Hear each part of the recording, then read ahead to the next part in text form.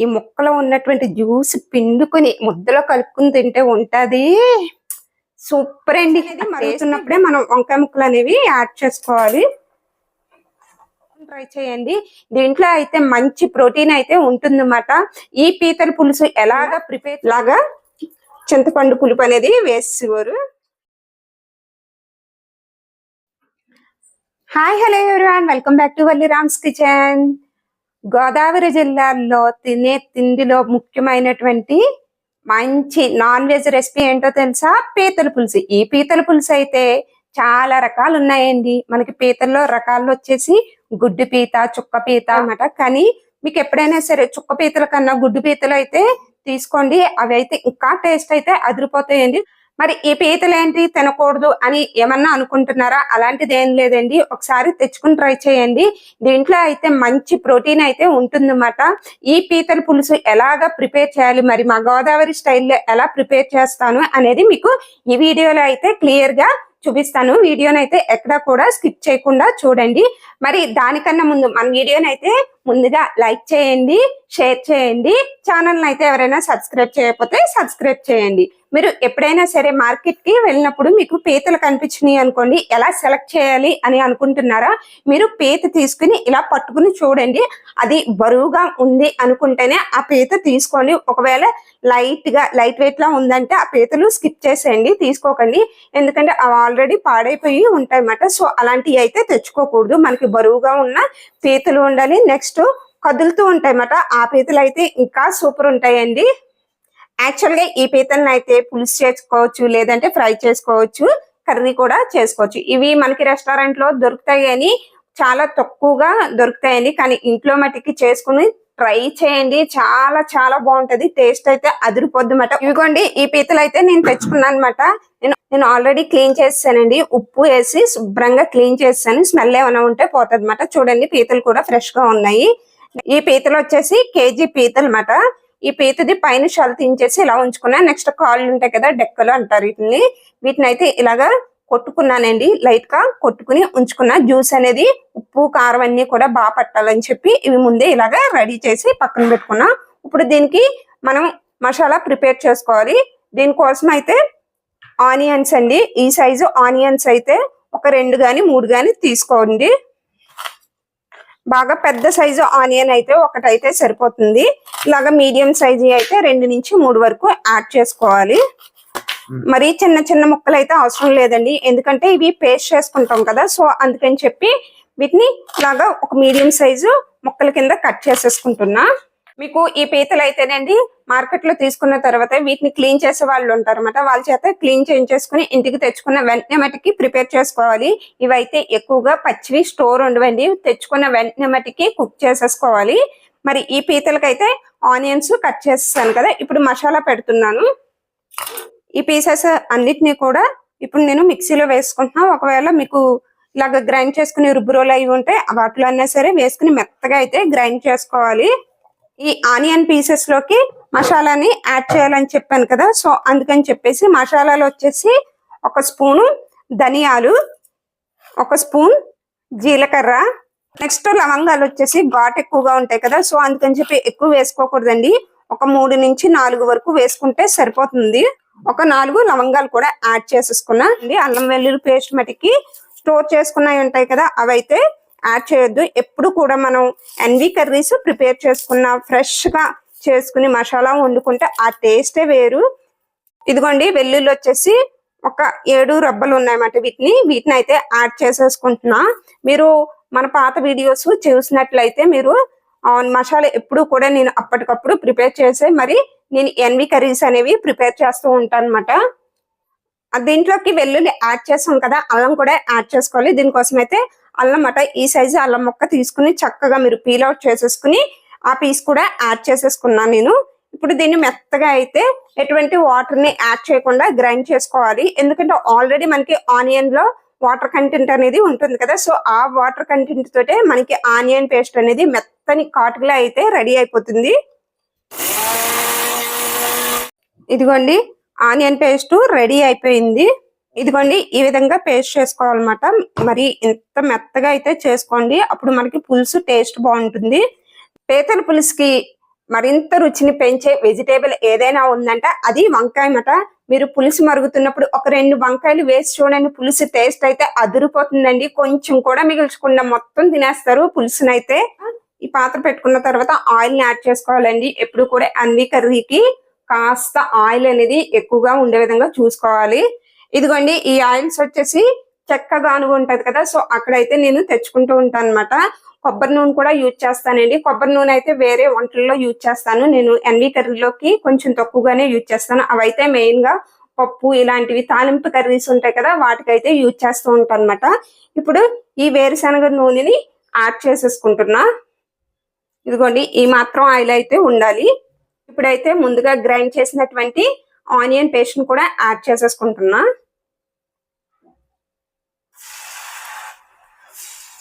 Fry చేసుకోవాలి. పచ్చిమిర్చి మంచిగా ఫ్రెష్ గా ఉన్న పచ్చిమిర్చి అయితే యాడ్ చేసుకోవాలి. దీంట్లోకి వచ్చేసి ఒక 4 పచ్చిమిర్చి అయితే యాడ్ చేసుకుంటున్నా. ఇలాగండి మనము చిన్న చిన్న ముక్కలు అవసరం లేదు, ఇలా జస్ట్ ఘాట్లు పెట్టేసుకుని ఈ ఆనియన్ పేస్ట్ లో యాడ్ చేసేసుకోవాలి. యాక్చువల్గా ఎన్వి కర్రీస్ కొన్ని నేను మట్టి పాత్రలు యూజ్ చేసి ప్రిపేర్ చేస్తాను. ఆ వీడియోస్ కూడా నేను అతి తొందరలోనే అప్లోడ్ చేస్తానండి. నేనైతే ఈ మట్టి పాత్రలు ఇవాళ నుంచి వాడలేదండి. మాక్సిమం 6-7 ఇయర్స్ అవుతుంది. అప్పటి నుంచి కూడా నేను మట్టి పాత్రలు అయితే యూజ్ చేస్తాను. అప్పటి నుంచి కూడా నాకు పాత్రలు ఏమి పాడైపోలేదండి, చాలా చక్కగా అయితే ఉన్నాయి. మరి ఈ మట్టి పాత్రలు ఎలా సెలెక్ట్ చేసుకోవాలి, ఎలా సీజనింగ్ చేసుకోవాలి, ఎలా మెయింటైన్ చేయాలని వీడియో అయితే నేను ఆల్రెడీ మన వల్లి రామ్ బాక్స్ ఛానల్లో అప్లోడ్ చేశాను. ఆ ఛానల్లోనండి మట్టి పాత్రలు ఎలా కొనాలి, ఎక్కడికి వెళ్ళి కొనుక్కోవాలి అని చాలా మంది నాకు మెసేజ్ చేసేవారు అనమాట. సో దానికోసం అని చెప్పి నేను ప్రత్యేకంగా బయట షాప్ కు వెళ్ళమాట ఈ మంచి పాత్రలు సెలెక్ట్ చేసుకుని సీజనింగ్ చేసి మాట అవి కుకింగ్ చేసి మరి చూపించాను. ఎవరికైనా ఇంట్రెస్ట్ ఉంటే చూడండి. ఇదిగోండి ఆనియన్ పేస్ట్ వేగిపోయింది కదా, పీతలు కూడా యాడ్ చేసేసుకోవాలి. ఇదిగోండి నేను విడివిడిగా తీయించేసాను. వీటిని పీతలకు కూడా ఉంచేసుకోవచ్చు. చిన్న చిన్న కాళ్ళు ఉంటాయి కదా, అవైతే వేయలేదండి, తుక్కులా ఉంటదని చెప్పి. ఇదిగోండి ఇలా పెద్ద కాళ్ళు ఉంటాయి కదా, అవి మాత్రమే నేను వేయించుకున్నాను. ఒకసారి ఈ ఆయిల్ లో పీత ముక్కలన్నీ కూడా కొంచెం ఫ్రై అయ్యే వరకు చూసుకోవాలి. ఫ్రై చేసుకుంటే మాట మంచి టేస్ట్ అయితే వస్తుంది. అది పచ్చిమిర్చి కూడా చూడండి మంచిగా ఫ్రై అవుతున్నాయి. ఇదిగోండి మనం ఈ పీతలు ఎలా గట్టి పెట్టి తిప్పినా కూడా తొందరగా మాట విడిపోండి. చేప అయితే మనకి ఇలా ముక్కల కింద పొడుగు కింద అయిపోద్ది, కానీ పీతకు ఉన్న అడ్వాంటేజ్ ఒక్కటే మాట, దానికి ఉన్నటువంటి షెల్ వలన పీత అనేది బ్రేక్ అవ్వదు. మా చిన్నప్పుడు అయితే అమ్మ పీతల కర్రీ చేస్తూ ఉంటుంటే ఎప్పుడు అయిపోద్దా, ఎప్పుడు తింటావా అని ఎదురు చూసేవాడు. నార్మల్ గా ఏదైనా వెజ్ కర్రీ ప్రిపేర్ చేస్తామన్నమాట, ఆకలి వేసేది కాదు. కానీ ఇలాంటి పీతల పులుసు అని, నెక్స్ట్ మెత్తళ్ళని ఇలాంటి ఏదైనా వండితే చాలు. ఇదిగోండి పీతలు చక్కగా ఫ్రై అయిపోయినాయి కదా, ఒక గుప్పుడు కరివేపాకుని చక్కగా కడిగేసుకుని నేను ఫైనల్ గా వేస్తున్నానండి. మీరు స్టార్టింగ్ లో వేసుకోవచ్చు, కానీ ఫైనల్ లో వేసి చూడండి, ఈ కరివేపాకులో ఉన్న టేస్ట్ అంతా కూడా దిగుతుంది అన్నమాట పులుసుకి. అందుకని చెప్పి నేను ఎప్పుడు పులుసు ప్రిపేర్ చేసినా కరివేపాకు అనేది ఇలా పీత ముక్క ఫ్రై అయిన తర్వాత మాత్రమే వేస్తాను. ఇప్పుడు ఈ స్టేజ్ లో మాట ఉప్పు యాడ్ చేసుకోవాలి. కళ్ళుప్పు మాత్రమే యాడ్ చేసుకోండి, సాల్ట్ అయితే వద్దు. 1 స్పూన్ క్రిస్టల్ సాల్ట్ యాడ్ చేస్తాం కదా. ఇప్పుడు వచ్చేసి రెడ్ చిల్లీ కారం అన్నమాట, 1 స్పూన్ వరకు కారాన్ని కూడా యాడ్ చేసుకుంటున్నా. ఒక చిన్న టీ స్పూన్, ఒక 1/2 టీ స్పూన్ వరకు పసుపును కూడా యాడ్ చేసుకోవాలి. టర్మరిక్ ముక్కకంతా కూడా పట్టి విధంగా ఒకసారి మనం మిక్స్ చేసుకోవాలి.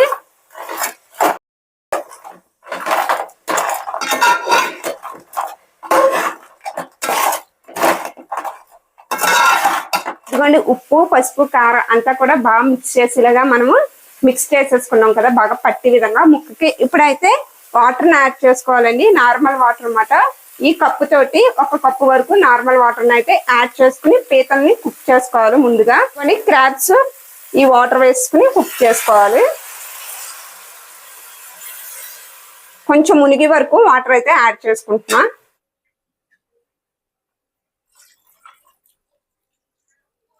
ఇలాగా ముక్కలు అడ్జస్ట్ అయ్యేలాగా ఒకసారి మిక్స్ చేసేసుకుని మూత పెట్టి మనం ఒక 10 నిమిషాలు అయితే హై ఫ్లేమ్ లో పెట్టుకుని కుక్ చేసుకుంటే పీత అనేది తొందరగా కుక్ అయిపోతుంది. నెక్స్ట్ ఇప్పుడు చింతపండు వచ్చేసండి మీకు పెద్ద సైజు నిమ్మకాయ ఉంటది కదా, సో ఆ పెద్ద సైజు నిమ్మకాయ అంత చింతపండు ఖచ్చితంగా యాడ్ చేసుకోండి. పులుపు అనేది పడుతుంది అన్నమాట దీనికి. దీంట్లో మామిడికాయలు ఇవి వేస్తే అంత టేస్ట్ గా ఉండదండి. చింతపండుతోటే మనం ఈ పులుసు అనేది ప్రిపేర్ చేసుకోవాలి. సో అందుకని చెప్పి నిమ్మకాయ అంత సైజు చింతపండుని నేను ఈ వాటర్ లో వేసేసి ఒక 5 minutes సోక్ చేసుకుంటే రసం అనేది ఈజీగా వచ్చేస్తుంది.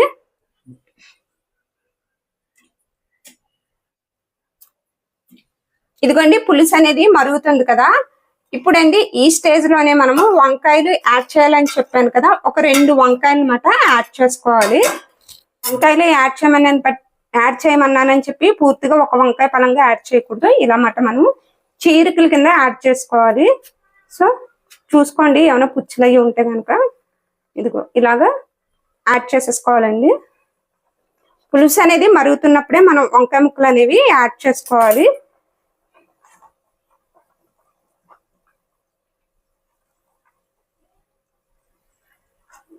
ఒకసారి వంకాయ ముక్కలు వేసిన తర్వాత గట్టి పెట్టి కలుపుకోవాలి. కలుపుకుంటే మనకి ముక్కలకి ఉప్పు కారం అనేది మంచిగా అయితే పడుతుంది. అయితే పీతల పులుసు మరిగిపోతుందండి. ఇది కష్టమైన కర్రీ ఏం కాదండి, చాలా చాలా ఈజీ మాట ఈ కర్రీ. చిన్నప్పుడు అయితే మాకు ఇంట్లో మాట పిల్లలకి కానీ పెద్దవాళ్ళకి కానీ ఎవరికైనా జలుబు బాగా ఎక్కువగా ఉందనుకోండి, ఇంకా మూసేసి అలా ఉంటాయి కదా, అలాంటి జలుబు ఉన్న వాళ్ళకి ఈ కర్రీ ఖచ్చితంగా పెట్టిపోరండి. బాడీకి మంచిగా వేడి చేసి మాట బాడీలో ఉన్నటువంటి కూల్నెస్ అంతా తగ్గిపోయి చాలా తొందరగానండి 2 రోజుల్లో అయితే మొత్తం రొంప అనేది రిలీఫ్ ఇచ్చేసింది. నెక్స్ట్ అండి బాలింతలు ఉంటారు కదా, బాలింతలకి చికెన్ మటన్ ఇలా చికెన్ పెట్టరు కదా, సో వాళ్ళకైతే ఈ కర్రీ కూడా పెడతారు. క్రాబ్స్ పిల్లలు తినకూడదు అనుకుంటారేమో, లేదంటే ప్రెగ్నెన్సీ ఉన్న వాళ్ళు తినకూడదు అనుకుంటారేమో, అలాంటి ఇదేం ఉండదండి. చాలా చక్కగా అందరూ అయితే ఈ క్రాబ్స్ అయితే తినొచ్చు.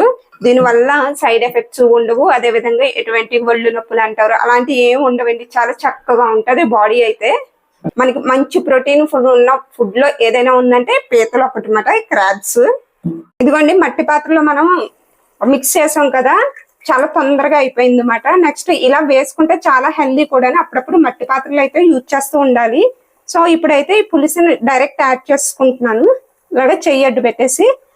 ఇప్పుడైతే స్టెయినర్స్ అయ్యని ఇయని పెట్టేవారు. పాతకాలం రోజుల్లో స్టెయినర్ ఏదైనా ఉందంటే అది హ్యాండ్ అన్నమాట. ఇలా హ్యాండ్ పట్టేసి చక్కగా తుక్కు వెళ్లకుండా ఇలాగా చింతపండు పులుపు అనేది వేసేవారు. ఇదిగోండి చింతపండు పులుసు వేసేసుకుని మరొక 10 నిమిషాలు అయితే హై ఫ్లేమ్ లో మరిగించుకోవాలి. తర్వాత ఒక 2 minutes అయితే మీడియం ఫ్లేమ్ లో ఉంచుకుని స్టవ్ ఆఫ్ చేసుకుంటే మనకి ఎంతో టేస్టీ పీతల పులుసు అయితే రెడీ అయిపోయింది. దీన్ని తమిళనాడులో అయితే నండు పులుసు అంటారు అన్నమాట. వాళ్ళు అయితే ప్రత్యేకంగా కోల్డ్ ఉన్నప్పుడే తెచ్చుకుని తింటారు. పులుసు అంతా కూడా దగ్గరగా రానివ్వాలండి. టేస్టీ పీతల పులుసు అయితే రెడీ అయిపోయిందండి. ఇంక దీన్ని మనం సర్వ్ తినడమే ఆలస్యం అన్నమాట.